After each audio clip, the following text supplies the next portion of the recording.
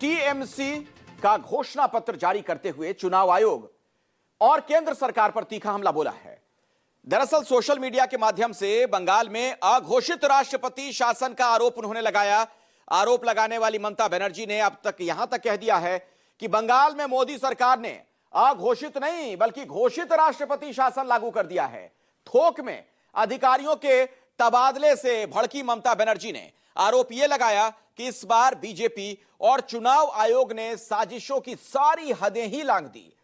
ममता ने कहा कि बीजेपी षड्यंत्रों के जरिए बंगाल पर कब्जा करना चाहती है, लेकिन बंगाल के लोग बीजेपी के ख्वाब को चकनाचूर कर देंगे। नरेंद्र मोदी को अगली बार देश का प्रधानमंत्री नहीं बनने देंगे।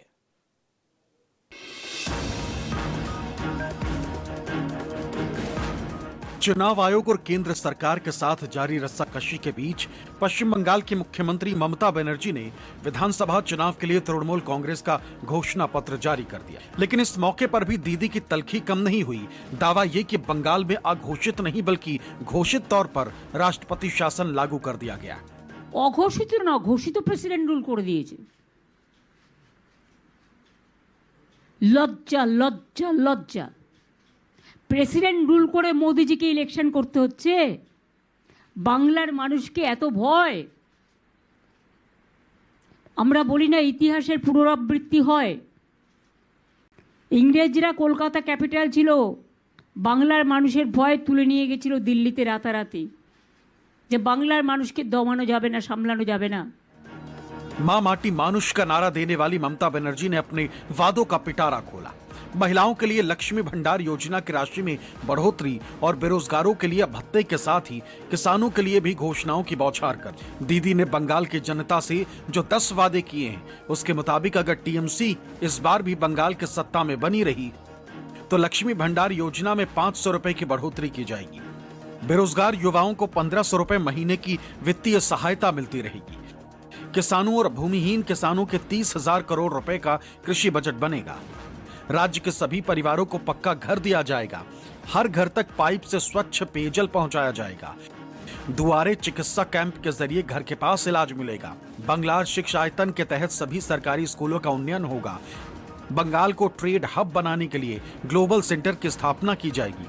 बुजुर्गों के लिए पेंशन विस्तार के तहत सभी पात्र बुजुर्गों को शामिल किया जाएगा। प्रशासनिक सुधार के लिए 7 नए जिले बनाए जाएंगे। मीडिया से मुखातिब दीदी ने आरोप लगाया कि इस बार बीजेपी और चुनाव आयोग ने मिलकर बंगाल के खिलाफ साजिशों की सारी हदें लांघ दी। बंगाल पर कब्जा करने के लिए कोई भी तकड़म नहीं छोड़ा। বাংলার মামাটি মানুষ আমাদের অনেক আশীর্বাদ দিয়েছেন, শুভেচ্ছা দিয়েছেন, দোয়া দিয়েছেন, জোহার দিয়েছেন। আমরাও আমাদের সাধ্যমতো কাজ করেছি। কিন্তু এবারের ইলেকশনে, প্রত্যেকবার ইলেকশনে অবশ্য আমরা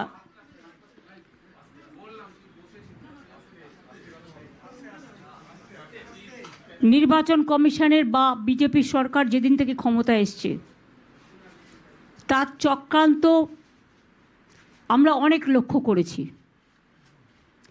কিন্তু এবারের চক্রান্ত সমস্ত চক্রান্তকে ছাড়িয়ে গেছে।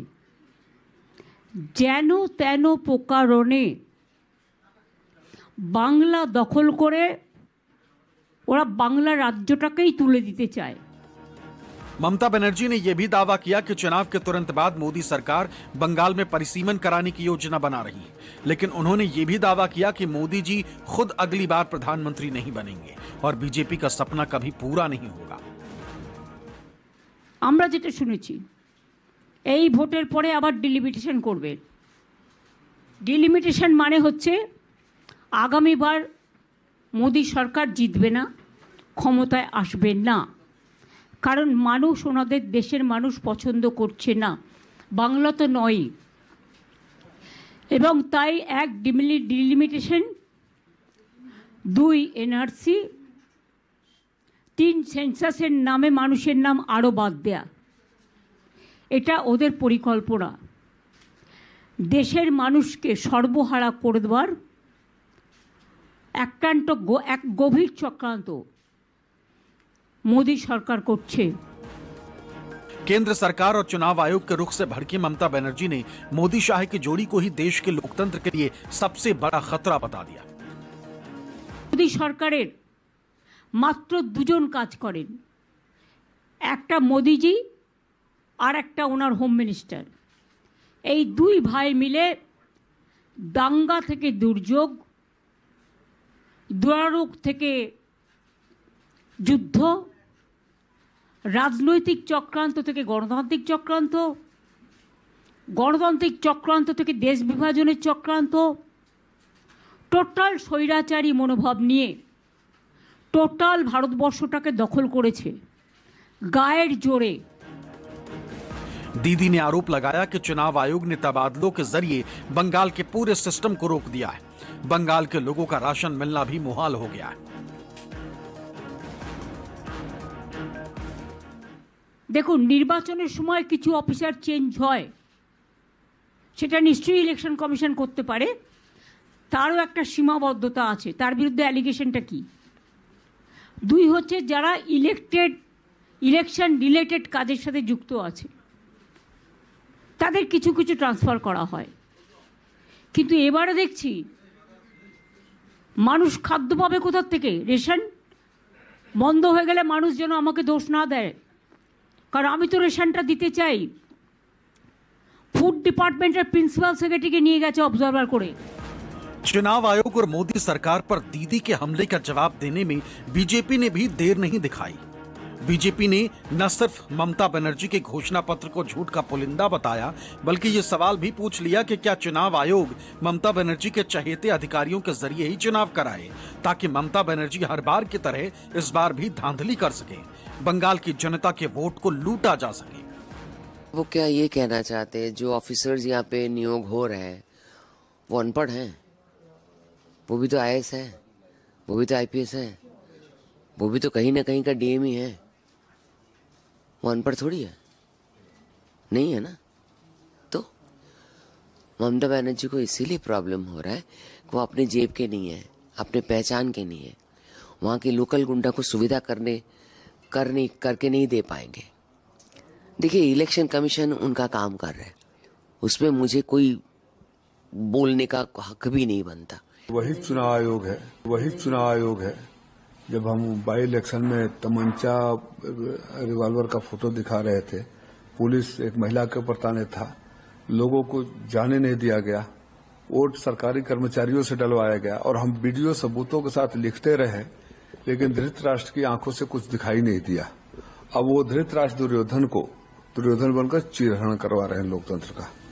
अगर यही स्पाइन, यही ताकत, यही यूपी के बाई इलेक्शन में दिखाए होते तो हम कहते हो सकता है मेरिट हो, लेकिन ये तो एक तरफा है। ममता बनर्जी को सुझाव देने की, पूछने की अधिकार नहीं है। उन्होंने 15 साल क्या प्रशासन चलाया, यहाँ के ऑफिसर लोगों के साथ क्या व्यवहार किया है, ये सबको मालूम है। इसलिए आज उनके हाथ में कुछ है ही नहीं, इसलिए चिट्ठी लिखने कोई फायदा नहीं। भरोसा रखिए, इसी चुनाव कमीशन के ऊपर सारा देश भरोसा करता है। बार बार चुनाव और सक्सेसफुली बिहार में करके दिखाया, देखो यहाँ भी होने वाला है और परिवर्तन होने वाला है। ममता बनर्जी को आप हरा नहीं सकते। ममता बनर्जी को पश्चिम बंगाल में हराना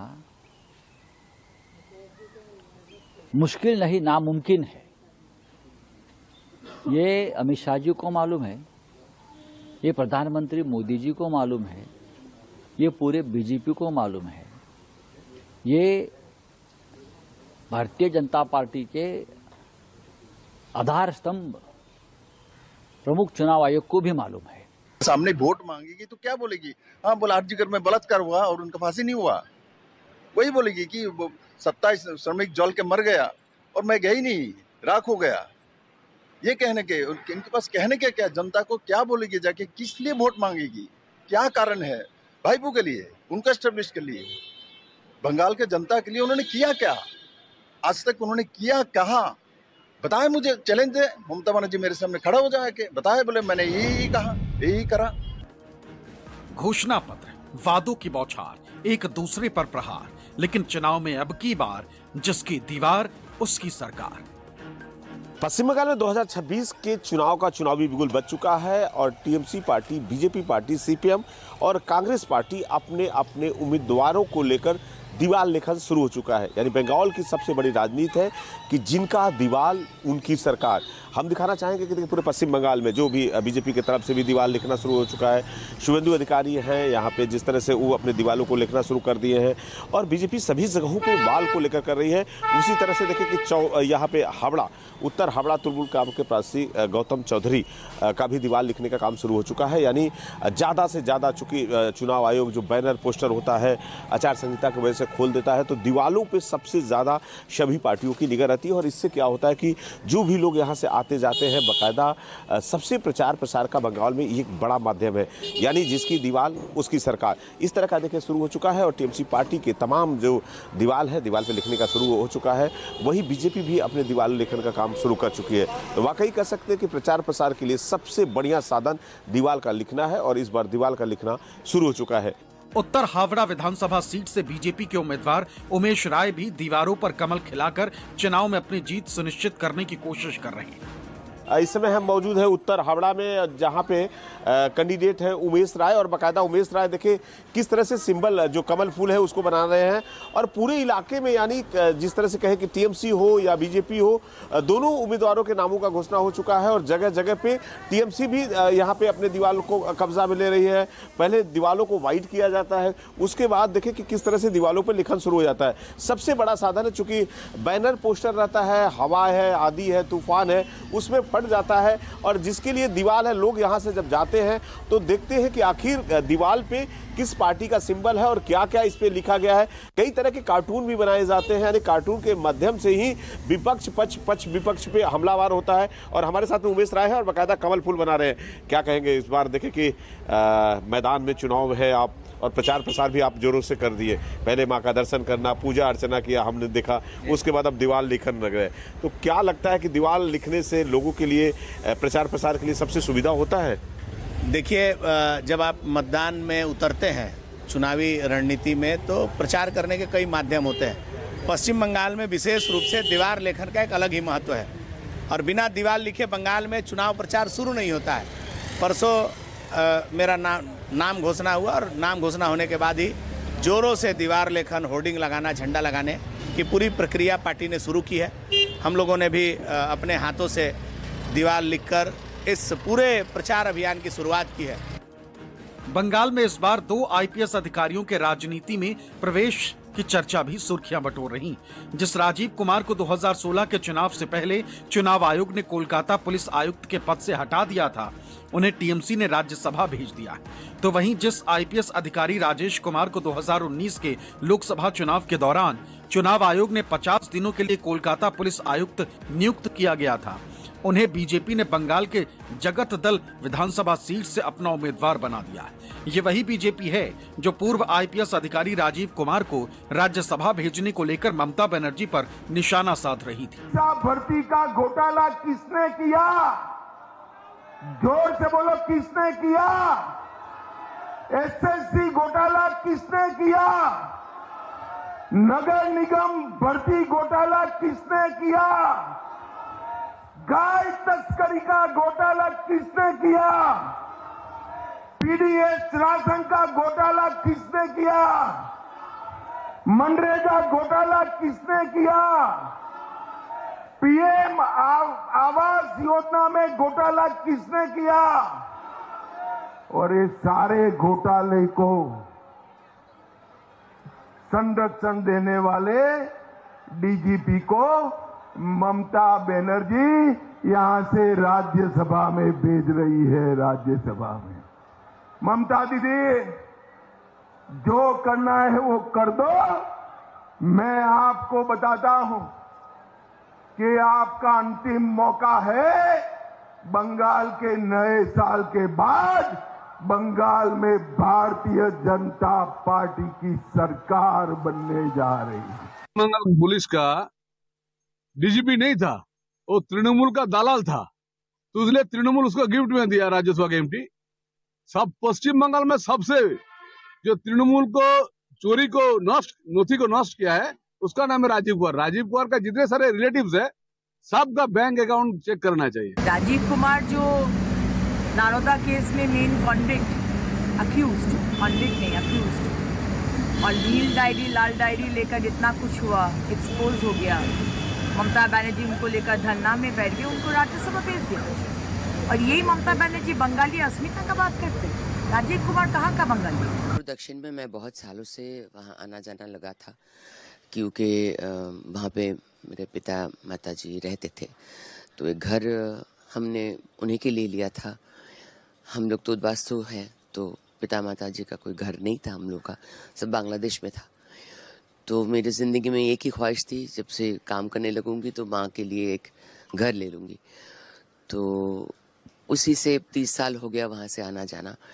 तो वहाँ की सारी समस्याएं के बारे में मैं जानती हूँ। तो नैतिकता और शुचिता की दुहाई देने वाली टीएमसी पर घुसपैठियों की मददगार होने का आरोप लगाने वाली और एसआईआर का आंख मूंद कर समर्थन करने वाली बीजेपी अब अपनी उम्मीदवार रूपा गांगुली के बारे में क्या कहेगी, क्योंकि वो खुद बता रही हैं कि उनके माता पिता बांग्लादेश से आए हैं। ऐसे में क्या वो वोटर बनाए जाने के काबिल भी हैं?